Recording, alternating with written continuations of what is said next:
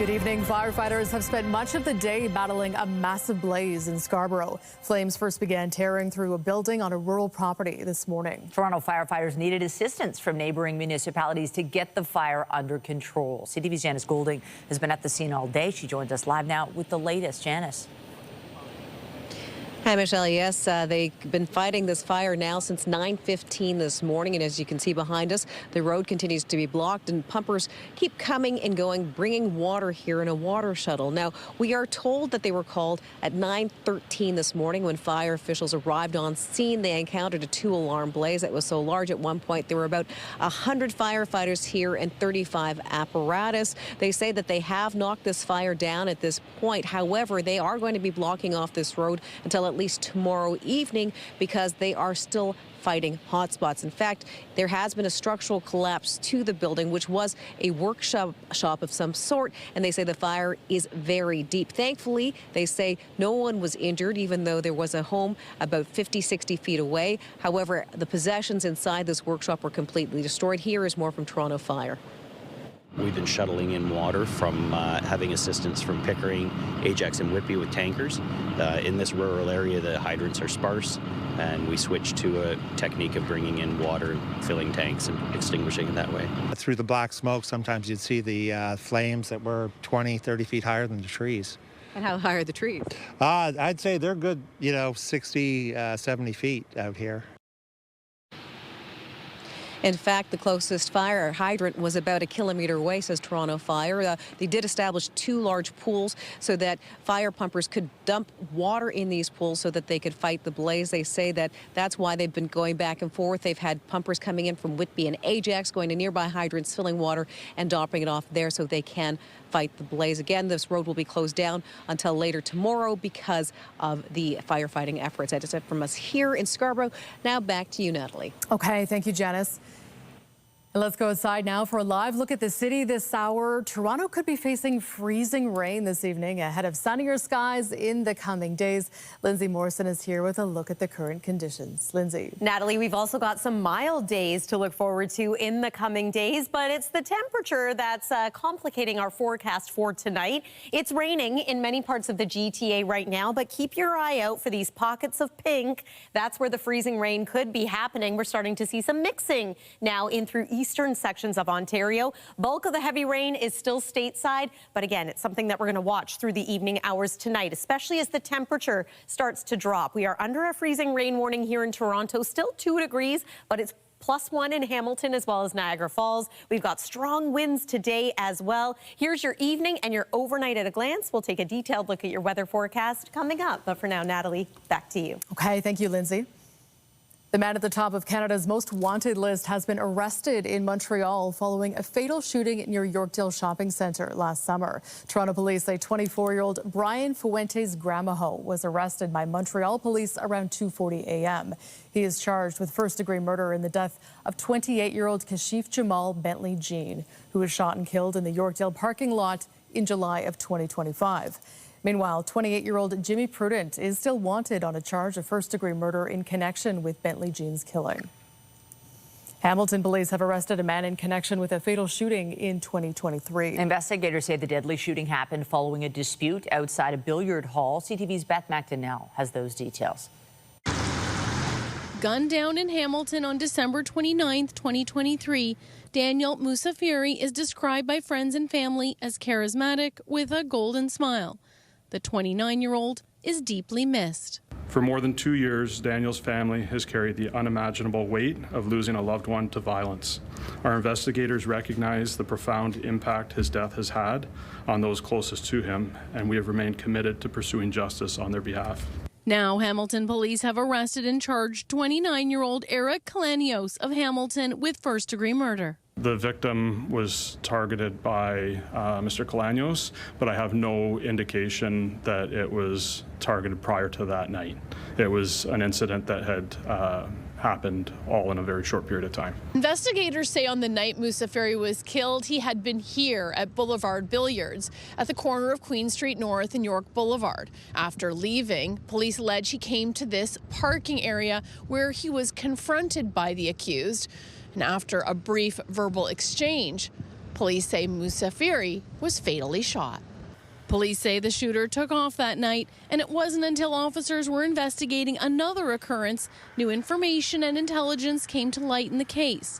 Officers say Kalanios had breached parole at the time of the shooting, but was in custody on an unrelated human trafficking charge when he was allegedly linked. In a statement, Musafiri's mother says, "Every day I wake up with the pain of knowing I will never see my son again, never hear his voice, and never feel his hug. No mother should ever have to bury her child. My son deserved to live his life, but instead I must live the rest of mine mourning him." While no arrest can undo the pain of this loss, we hope this development provides some measure of relief to Daniel's family as the matter proceeds through the courts. Beth McDonnell, CTV News. Toronto police are investigating an overnight incident where shots were fired into a building in North York, and it's the second time that's happened this week. Roughly a dozen bullet holes could be seen through the main entrance of the building, shattering the glass in the front windows and main door. Police say it happened just before 1:30 this morning at the GFL hauling yard at Weston Road and Fenmar Drive. No injuries were reported, no suspect description released. This is the second time this week this has happened. On Monday, gunfire damaged the building. Crews could be seen patching up the holes the next day. And again, in that instance, no one was injured. And last month, 3 of the Waste Management Company's trucks caught fire at a yard near Kipling Avenue and Rexdale Boulevard. The Ontario Fire Marshal is investigating that incident.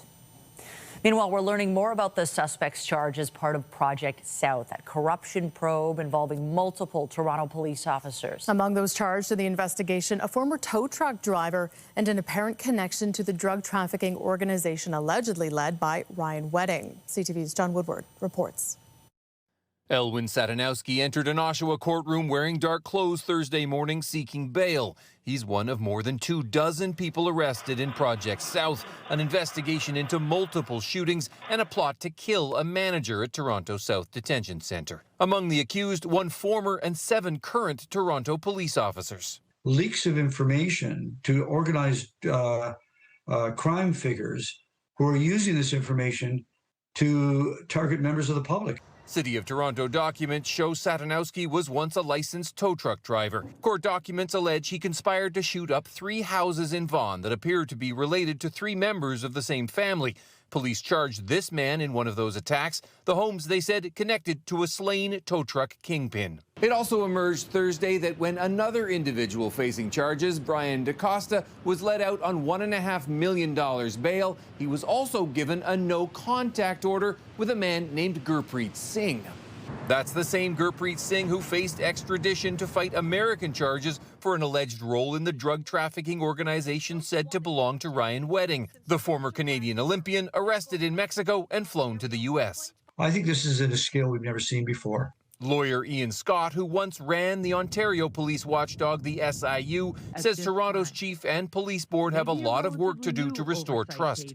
On Wednesday, the chief unveiled new anti-corruption measures, while board chair Shelley Carroll said while she supports the larger investigation by the province's Inspector General of Policing, she's asking the city's Auditor General to look at the leaks. It's going to take a month, if not a year or so, to come up with a report. And I think Toronto feels they've just got to move faster on this. Satanowski's bail hearing expected to continue tomorrow as the criminal justice system takes so many of these cases through the courts.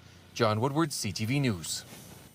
8 people are facing charges and several others are outstanding in connection with a Durham police fraud investigation called Project Fletcher. Investigators say a 54-year-old woman who worked for ServiceMaster defrauded the company out of more than $3 million. Financial irregularities were first identified during a corporate restructuring internal audit. Police say the suspect was behind a sophisticated scheme to divert employee wages and direct funds to other people and her family members. Police also say she submitted fake invoices for work that wasn't done. The accused in this case are facing charges including fraud, theft, and money laundering. Very challenging, talking about the amount of data to go through. And that's why fraud's go undetected, because it's so much paperwork to go through, over 80,000 pages of financial records.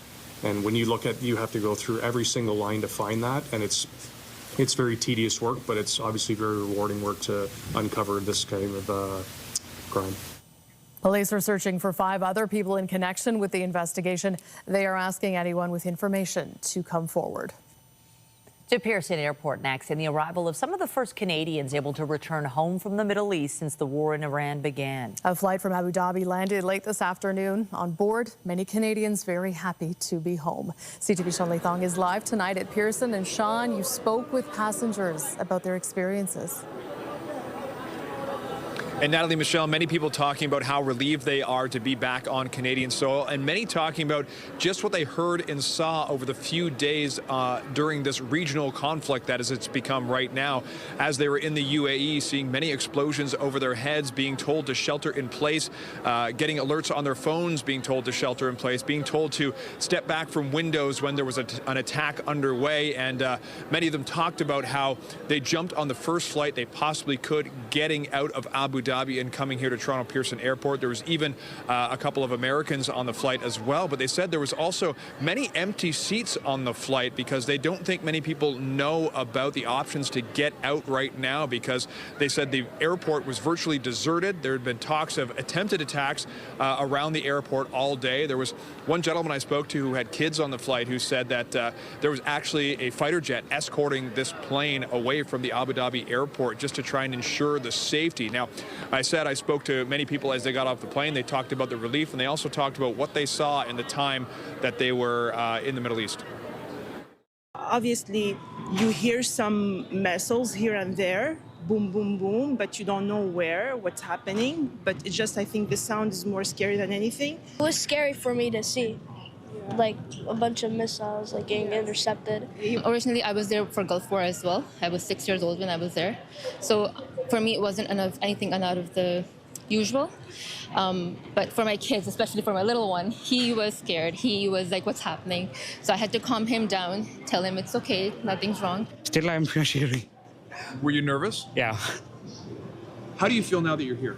Sorry? How do you feel now that you're here? No, I'm okay. Feeling better. It was just lots of anxiety. Yeah. And I mean, we were in hotels with missiles being intercepted above us and warnings going off. So, I mean, we knew stuff was going on.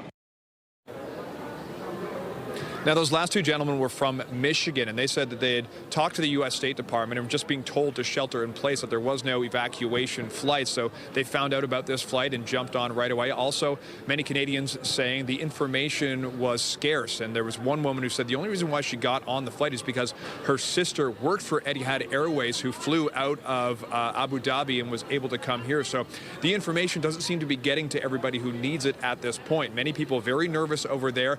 They talked about how they have friends and family who are still there and aren't able to get back at this time. So the tension is still very high, despite the fact that many people here feel relief to be on Canadian soil. Reporting live, I'm Sean Thong. Natalie and Michelle, send it back to you. Thank you, Sean. And just ahead, the latest from Iran. An intensifying onslaught rocks Tehran as the death toll climbs. CTV News is on the ground in the Middle East as the crisis continues.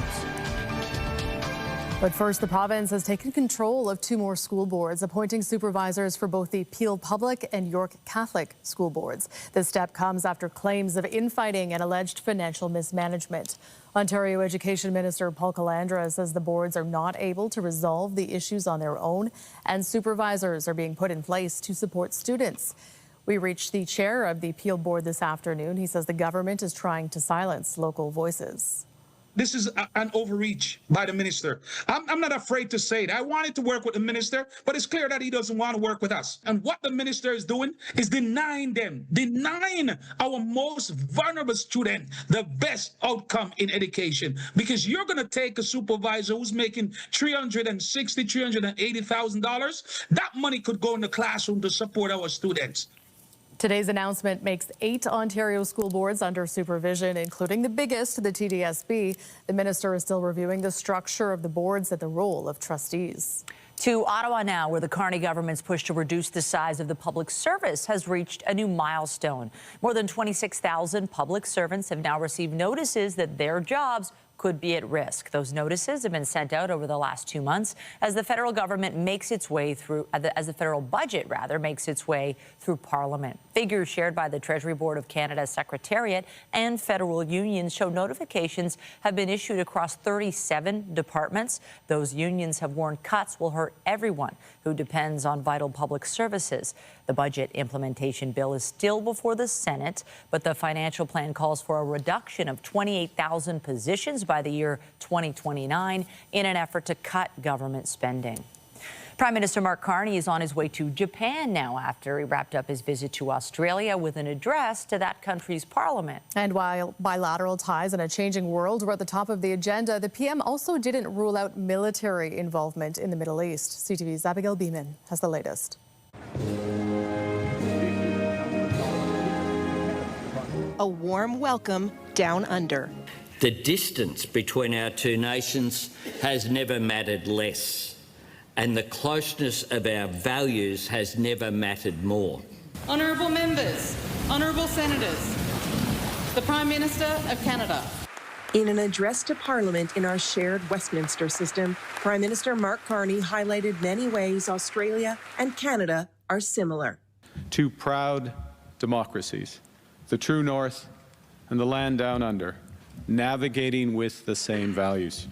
The two countries announced Australia is signing on to the G7 Critical Minerals Alliance, plus new partnerships on AI, energy, tax modernization, and defense. We're actively exploring new opportunities to protect our vast territories. We are the best in the world, and we are the only ones in the world. Canadian soldiers will begin training on the new radar Canada is buying from Australia later this year. At a news conference following the speech, both leaders were asked about Iran and the potential for Canada to get involved. One can never categorically rule out participation. We will stand by our allies when it makes sense.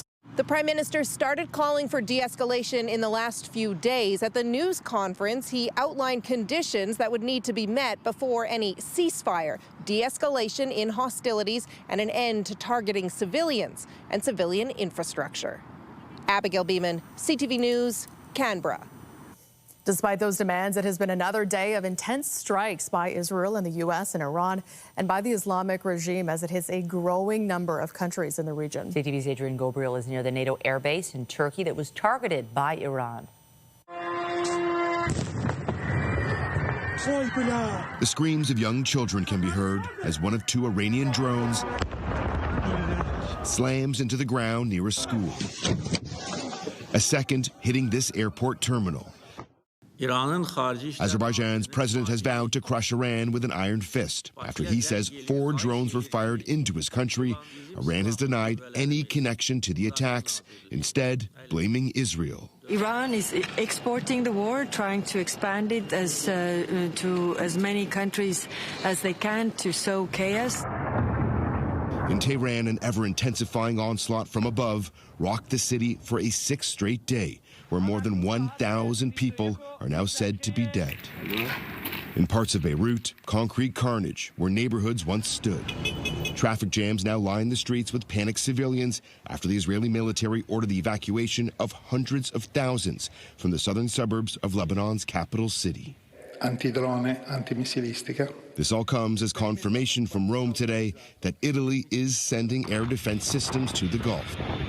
Spain also announcing it's sending its Christopher Columbus frigate to Cyprus to join a French aircraft carrier and Greek naval ships. Great Britain now has 4 fighter jets en route to Qatar. With each passing day, more NATO members are being drawn in. It's affecting us. It's affecting the entire globe. This is a global conflict. CTV News is currently stationed near the Incirlik Air Force Base in the southern Turkish city of Adana, along the eastern Mediterranean, where Turkish and U.S. NATO air forces have been stationed for decades. Just yesterday off the coast of the NATO base, an Iranian ballistic missile was shot out of the sky by NATO forces as it entered Turkish airspace. While Iran has denied targeting Turkey, one former NATO commander says he has little doubt about the aim of that Iranian missile. They're going after that airbase by design. Ballistic missiles are aimed. They know what the flight path is. These Shahed drones are aimed. They know what the flight paths are. This does not happen by mistake. And make no mistake, this is now a conflict forcing the hand of several NATO nations across the globe. The multiple drone strikes on Azerbaijan makes this the 12th country to accuse Iran of firing deadly warheads in their direction since this war began. Adrian Gobro, CTV News, Adana, Turkey. U.S. President Donald Trump is defending his decision to launch strikes against Iran as critics say he's acting without the support of the American people. CTV's Joy Malbin reports from Washington.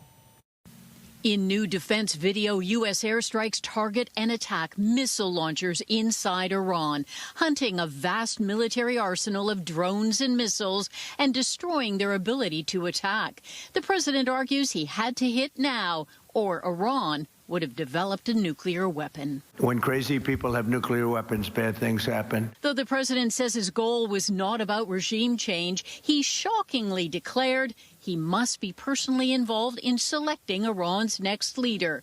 And he's not keen on the assassinated leader's son. Khamenei's son is a lightweight, Trump said. I have to be involved in the appointment. We want someone that will bring harmony and peace to Iran. Trump wants a smooth transition, much like the swift capture of Venezuela's dictator Nicolas Maduro. But the Iran war is facing political backlash. Polls show a majority of voters disapprove of Trump's war. The administration made mistakes in not preparing the American public for this. Not that they had to discuss anything about operational details, but I think requires months of explanation to justify this kind of activity. And it's not just conflicting explanations. Democrats on Capitol Hill tried again to restrict the president's military actions in Iran, but it's unlikely to pass. You send American men and women into war with a high likelihood of them dying based on Donald Trump's feeling? That's insanity. And with no fixed end date in sight, so far this war has cost the U.S. an estimated $3.7 billion and claimed numerous lives. And this is just day 6. Joy Malbin, CTV News, Washington. And staying in Washington, U.S. President Donald Trump has announced he's replacing Homeland Security Secretary Kristi Noem, who spearheaded his immigration crackdown over the last year. She was tasked to do a very difficult job, and I think she has performed the best she can do underneath the circumstances. President Trump said he would nominate Oklahoma Senator Markwayne Mullin to take over the job, while Kristi Noem had held onto her position despite blowback over the immigration crackdown in cities like Minneapolis. She had faced bipartisan scrutiny over a $220 million ad campaign that heavily featured her. The outgoing secretary was named to a new U.S. Special Envoy role. Also tonight on CTV News, GTA home sales continue to dive. What it means for the market later in business. And I'm Pat Foran. Coming up on Consumer Alert, it said they don't make things like they used to, and that's true of many appliances. But an HVAC company had a contest and found furnaces still going strong after 40, 50, and even 60 years. And they're not even the winner. I'll have the details. That's just ahead. So the risk of freezing rain is mainly for this evening, late evening, and then tapering off overnight. But into tomorrow morning, we're going to hang on to the risk of some freezing drizzle. So watch for some icy surfaces as you're waking up and heading out the door tomorrow. We've got another round of rain and maybe thunderstorms for tomorrow evening. And then Saturday is going to be windy and unsettled, but it's also going to be quite mild. Details coming up in your forecast after the break.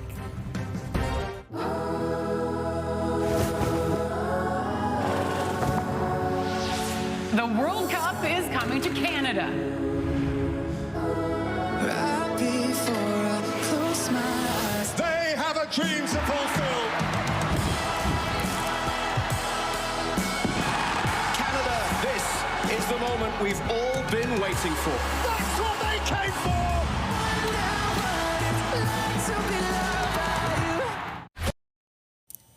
Well, whether it's a vacuum cleaner or refrigerator or an air conditioner, there's an adage that says They just don't make them like they used to. Many new products contain technology that makes appliances smarter and more efficient, but that doesn't mean they're going to last longer. Here's Pat Foran with a consumer alert. Pat. Thanks, Michelle and Natalie. An HVAC company in Durham region wanted to see if it could find the oldest working furnace. It had a contest and was shocked to find many still going strong after 40 and even 50 years. And while they may not be as efficient, they'll still heat your home. At this home in Bowmanville, the owner is getting a brand new furnace installed for free after winning a contest. Buttons Heating and Air Conditioning had the idea to find the oldest working furnace in Durham region. We thought we'd try to find one lucky person with the oldest furnace out there to enjoy a new furnace. There were plenty of entries. The fourth runner-up was a furnace 49 years old, third place 55 years old, and second place 60 years old. But the winner of the oldest working furnace was 69 years old. It took 4 people to get the hefty unit out of the house and into a van. Owner Doug Bothwell doesn't remember a time without it. So this furnace has been here most of your life? Maybe all my life, this furnace, yeah. Bothwell says despite its age, it never gave his family any issues. I don't recall us ever having any troubles whatsoever. Not one. Like, it just ran and ran. The new Daikin furnace he received should save him hundreds of dollars a year on his utility bills. This is going to be significantly more efficient than that old beast he had. They're going to save a ton in hydro and significantly in gas as well. Most new furnaces are expected to last 15 to 20 years with proper maintenance, but they use more electronics and sensors, making them harder to repair. Button says older models had fewer moving parts and were less likely to break down. I guess it's one of those things, they don't build them like they used to, right? And it was purring like a kitten when we came here. I was just in shock, just the way it was still working. Even though it was still heating his home and running smoothly, Bothwell says when offered a modern furnace, he had no thoughts of keeping the old one. Not really, but, you know, I can't complain about it all. You know, I can't. Like, let's just hope this one's half as good. That'll be great. And the 69-year-old furnace is not headed to the scrap heap. Instead, it's being donated to the Durham College HVAC program. Their students can study it to see if they can make new furnaces last a little longer. On your side, I'm Pat Foran. If you have a consumer story idea, email us at alert@ctv.ca. Well, you won't have to crank the furnace in the days ahead because it is going to get warmer and warmer. We've been talking about double digits, not here yet. And we've had some unsettled weather in the meantime. Yeah, a little bit of freezing rain potentially on the way, right, Yes. Lindsay? But some sunny skies maybe for Sunday. Yes, we're all looking ahead to the weekend. And I should clarify, probably the second half of the weekend. It's looking great. Ahead of that, though, yes, a little active. We've already got plenty of rain out there right now, and we're watching the temperatures to see if the temperature cools just enough for us to get some freezing rain, enough to maybe create some icy surfaces. There could be a little bit of buildup through the evening hours tonight and potentially into tomorrow morning. So this increases the risk of slips and falls, so just be mindful of that. Let's take a live look outside right now. This is right downtown Toronto, and it is worth pointing out that if you are right near the shoreline of Lake Ontario, even though you are under a freezing rain warning, it's a little more likely that you are to remain as rainfall. Should be just slightly warmer in some of these locations. But yeah, the pavement sure looks shiny thanks to all that rain. Here's one more look at the freezing rain warning, which extends back from Brantford all the way across to eastern sections of the province, including around the city of Kingston, where there's a little bit of mixing happening right now. Close look at our satellite and radar imagery. Rain for downtown Toronto, areas a bit further to the north. Starting to see perhaps a little bit in the way of freezing rain near the city of Hamilton. And there's that mixing I was talking about, perhaps around Belleville or Sterling. We'll widen things out even further to show you that the heaviest rain remains stateside, south of the international border. But this is just one system impacting us. There's another that's going to move in for tomorrow night, and then your Saturday remains quite unsettled. This additional system shouldn't have too much of an impact on us, which is good news because it looks like it's going to bring some snow to our friends in northern Ontario. Here's a look at about 9 p.m. tonight. So this is when temperatures become a little bit tricky. We've still got some precip from Toronto around the Golden Horseshoe and into Niagara. Just avoid sidewalks, driveways if you can until tomorrow, or perhaps put some salt down. This is all going to depart by around the midnight hour. Doesn't look like anything for tomorrow, but we do have the risk of some freezing drizzle into tomorrow morning, or at the very least some drizzle. And then for your Friday evening, the next round of wet weather moves in, and this time we could get some embedded thunderstorms, perhaps rumbling through the overnight hours and waking some up early Saturday morning. Saturday itself, a little unsettled with the chance of showers. It's not a washout situation, but it is going to be windy. Those winds, though, are going to be coming from the southwest, and I'll show you those in just a moment. These rainfall totals could vary greatly depending on whether or not we do get embedded thunderstorms. But again, it's something we're watching. That, along with the melting snow, could lead to some spring flooding issues in places. All right, by Saturday, we are tapping into a southwest wind, very strong winds, but that's going to usher in the milder air. We're at 2 degrees right now at Pearson Airport, +5 in Windsor, -5 degrees, though, in Ottawa. Overnight tonight, we look to hover right around the freezing mark. Again, complicating our forecast with the risk of some freezing rain. Tomorrow, temperature climbing to about 4 degrees in the afternoon, but about 7 degrees through the overnight hours. And again, that's going to contribute to rainfall tomorrow night, the risk of thunderstorms. Temperature continues to climb into Saturday with a forecast daytime high of 13 degrees. Not quite as warm for Sunday, but pleasant, +9 and sunshine. And then it's sunny skies and mild temperatures for Monday and Tuesday. Some wet weather for Wednesday. There's the cool down returning for Thursday. It's the weather for now. Natalie, over to you. Okay, thank you, Lindsay. After the break, complex questions explored on center stage. A Toronto theater pulls back the curtain on commercial surrogacy. That's just ahead. When you see it happen, send it to CTV News. Text 10400. From your screen to ours. Text 10400. Michael Garron Hospital in East York has come up with a unique way to help provide the latest equipment for patients. Our health reporter Pauline Chan visited the hospital today and has the story. Of all RPM. This was one of 5 winning pitches by students from Mark Garneau Collegiate. 40% of all hospital-acquired infections are urinary infections, and 80% of those are caused by urinary catheters. They were explaining the invaluable uses of various types of hospital equipment, which could be funded by a $3.5 million donation from the Moaz and Marissa Kassam Equity Fund. My family was from the Flemington, Thorncliffe area, which is part of the area that Michael Garron represents, and a lot of the people go there. So that was our original foray to understanding about Michael Garron Hospital. And Kassam, Michael Garron, and Mark Garneau Collegiate, which is also in the area, joined forces for an unusual campaign in which vital hospital equipment was voted on by the public.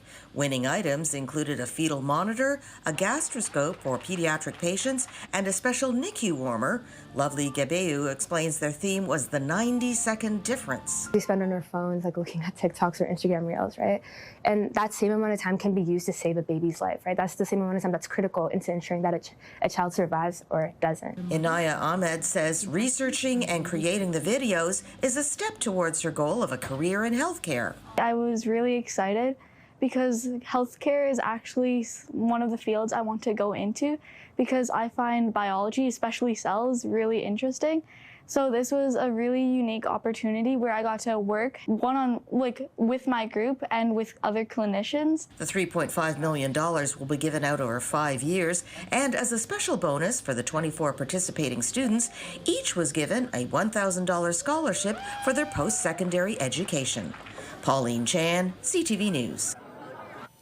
Pop icon Britney Spears was arrested last night in Southern California on what reports suggest was an impaired driving charge. The Ventura County Sheriff's Office says Spears was taken into custody around 9:30 p.m. and released early this morning. Variety is reporting the 44-year-old was arrested on suspicion of driving under the influence. A representative for Spears told the outlet Britney is going to take the right steps and comply with the law, later adding hopefully she can get the help and support she needs during this difficult time. The singer was released from her 13-year conservatorship in 2021. Harry Styles fans are counting down the hours until midnight and the release of the singer's new album.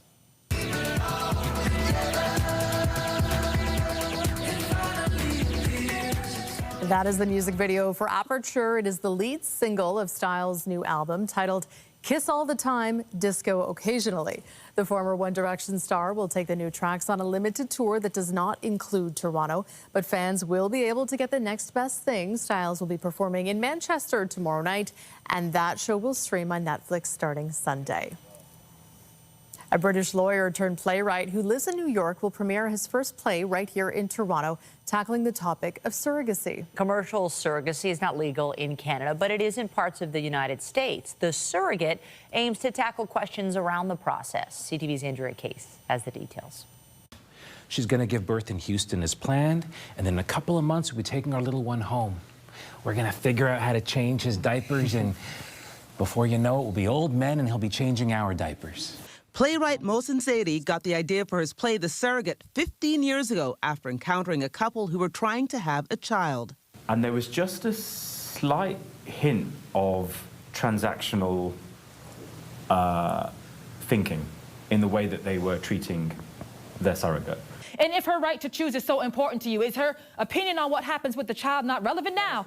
Set in a hospital in Louisiana, The Surrogate, for a couple, including a man from Toronto, experiences difficulty during her pregnancy. The more that I explored surrogacy in America, the more that it raised questions about what felt right and wrong. And I just realized that there are so many different ways of looking at it. You know, it's illegal in most of the world. Commercial surrogacy, I think there's very, very few countries that allow it. Some countries that allow it now ban it. And so it seemed like a ripe topic for a narrative discourse where there is no one right answer. The Surrogate is directed by Crow's Theatre artistic director Christopher Manosus. The play touches on so many different themes beyond surrogacy, and so it really taps into gender politics, political politics, religion and faith, spirituality, and kind of just modern family making. What's so marvelous about this play is that although it's centered in America, the main protagonist is Canadian. And so the greatest entry point into this is that Canadian perspective, someone who is satellited right into the heart of the American medical system, and you get to see this character benefit and take advantage of in equal measure. Zaidi is a barrister or lawyer from London, England, and an author who now lives in New York. This is his first play, and the Toronto production is its world premiere. As a Canadian theatre company, having this Canadian perspective inside, like, we're all very much voyeurs right now of what's happening south of the border, and I love that this play takes that central protagonist and says, be the voyeur through his eyes. Surprisingly, the working-class East London native never saw a play when he was a child. But also feeling like I had been robbed of something because the arts community of London, as it then was, had done nothing to make a kid like me from a poor part of London part of that community. If only I had seen this when I was 14 rather than 24, what life would I have been able to lead? And so in some ways, getting the phone call from Christopher was a moment where I was able to say, okay, maybe I still can lead this life. We shouldn't be in Louisiana of all states. We have no rights here. We should have done this in Toronto. The Surrogate is on stage now at Crow's Theatre. Andrea Case, CTV News. Get Toronto's top stories, breaking news alerts, and watch live. Download the CTV News app. In business, more layoffs could be coming to the tech sector. BNN and Bloomberg's Mirella Fernandez has the details. Bloomberg is reporting that Oracle plans to cut thousands of jobs. The company faces a cash crunch in part because of how much it's spending to build data centers. Oracle is an IT company that has over 160,000 employees around the world. The company isn't commenting on the report. Here are the closing numbers for the day. The Canadian dollar is down to 73.16. West Texas Intermediate is up close to $5 at 79.43. Western Canadian Select is down to 60.39. And the TSX lost another 332 points today. Those are your business headlines. I'm Marilla Fernandez. Canada-U.S. Trade Minister Dominic LeBlanc is heading to Washington. He's set to meet tomorrow with U.S. Trade Representative Jameson Greer as preparations ramp up for the review of the Canada-U.S.-Mexico trade agreement. Speaking in Australia, Prime Minister Mark Carney said the CUSMA deal effectively has been broken in the short term by U.S. actions on trade and tariffs, and Canada is looking to the review to reestablish the trust needed to guide trade between the three nations. Closer to home, transit riders may have noticed a slight difference to the way their Presto cards work. As of this week, registered cards will only work on the TTC if they have enough funds to pay the full fare. On Go Transit, cards with insufficient funds at Tap Off will dip into the negative and won't work again until funds are added. Metrolink says this better aligns policies between physical Presto cards and those stored in mobile wallets, which don't allow negative balances. Home sales in the GTA were on the decline in February. CTV's Mike Walker takes a closer look at the reasons for that decline. Properties are still popping up on the market, but there are fewer new listings as home sales and selling prices in the GTA continue to fall. The buyers are being super patient, definitely. Sellers are a bit anxious. After months of declining sales, real estate agent Gus Papayannou is anticipating an uptick for the spring market, with idle buyers looking to step off the sidelines. They are looking to get an opportunity to get into the market with prices being lower. And they're probably seeing the headlines and seeing homes sit on the market. The latest data from the Toronto Regional Real Estate Board shows nearly 3,900 homes change hands in February. That's down 6.3% from the same time last year. This amid pent-up demand. TREB estimates nearly 100,000 buyers are holding off on making a purchase. They say many waiting for the market to bottom out. And then they'll be more confident moving into the market and thinking they'll see some sort of appreciation in the future. And number two, a little bit more certainty about what a relationship is going to look like with the United States vis-a-vis trade. All property types are affected. The saturated condo market continues to be the hardest hit. The average selling price just over $1 million. That's down just over 7% from last February. The market is in a state of adjustment right now. Sammy Cohn with House Sigma says for some time sellers have not been adapting to market conditions. Further sellers are willing to go in terms of adjusting to what's happening to the market right now, as opposed to thinking things are the way they were in 2021-22. That's when deals are happening. He believes the gap is closing in what continues to be a buyer's market. TREB is projecting an uptick for the second half of this year, but warns if new listings continue to trend lower, there could be an increase to the selling price. More competition story between buyers and a bit of a solid footing for price. Realtors say it's impossible to predict when the market will bottom out, but are anticipating it will slowly climb back in the spring. So properties that are priced properly and well positioned in the market are still generating a lot of action. We do feel buyers are coming out in numbers that we haven't seen in the past year or so. Mike Walker, CTV News. In sports, the Maple Leafs have traded Nick Roy to the Colorado Avalanche for draft picks, their first major move ahead of tomorrow's trade deadline. Meanwhile, the team will have another chance to snap their losing streak when they face off with the New York Rangers tonight. Matthews to keep it alive. He doesn't. Marks from the stop, and the New Jersey Devils have won it in a shootout. The Leafs lost to the New Jersey Devils in a shootout last night, extending their winless streak to 5 games. The team has not won a game since the Olympic break. Puck drop for tonight's game against the Rangers is set for just after 7 p.m. in New York. The Raptors are looking to get back in the win column when they take on the Minnesota Timberwolves tonight. Here's RJ with the three. Buries it. The team lost 111-95 to the New York Knicks Tuesday. The Raptors have lost 3 of their last 4 games and currently sit in 5th place in the NBA's Eastern Conference.